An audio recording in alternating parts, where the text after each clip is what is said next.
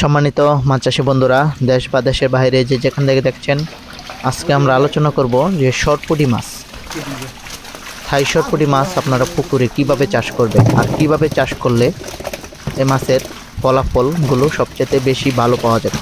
সেটা হলো, আপনারা যদি প্রতি শতাংশে মাছ এককভাবে চাষ করতে চান তাহলে 80 থেকে 100 পিস প্রতি শতাংশে পোনা দিবেন একক ক্ষেত্রে। আর পুকুরের পানির হাইট রাখবেন সবসময় 5 থেকে 6 ফিট।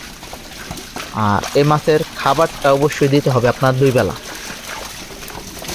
বেলার নিয়মটা হচ্ছে সকাল 9টা থেকে 10টার ভিতরে দিবেন আপনার ডুবন্ত যে কোনো খাবার, হাতে বানানো খাবারও দিতে পারেন। আর বিকাল দিকে দিবেন আপনার বাসমান ফিট, যার মাধ্যমে মাছগুলো আপনার দ্রুতশীল বড় হবে।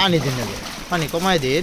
আর পাশাপাশি আপনারা এই সমস্ত মাছের সাথে রুই, কাতল, মিরকেল, কার্ফু অল্প কিছু পরিমাণে দিবেন। অল্প কিছু পরিমাণ হচ্ছে রুই দিবেন প্রতি শতাংশে 5 পিস করে, কাতল দিবেন 1 পিস করে, কমন কার্ফু দিবেন 1 পিস বা 2 পিস, মিরকেল দিবেন 2 থেকে 3 পিস। এভাবে করে মাছগুলো আপনার চাষে দিতে পারেন। এককভাবে মাছ তো চাষ অনেকেই করেন, বা এককভাবে চাষ করার ক্ষেত্রে আপনারা এই সমস্ত মাছগুলো এভাবে দিতে পারবেন। আর পাশাপাশি আপনারা 100 বা 80টা লাইনের মাছ পুকুরে চারবেন, 100 কেজি বা 80টাই কেজি এরকম লাইনের মাছ পুকুরে চারবেন, তাহলে 5 থেকে 6 মাস আপনার খরচ 2টা থেকে 3টা বা 4টাই চলে আসবে কেজিতে।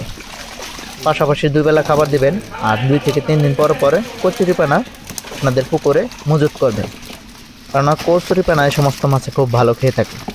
সম্মানিত মাছ চাষী বন্ধুরা, ভিডিওটি যদি ভালো লাগে অবশ্যই লাইক, কমেন্ট, শেয়ার করবেন। সকলে ভালো থাকবেন, সুস্থ থাকবেন। ধন্যবাদ।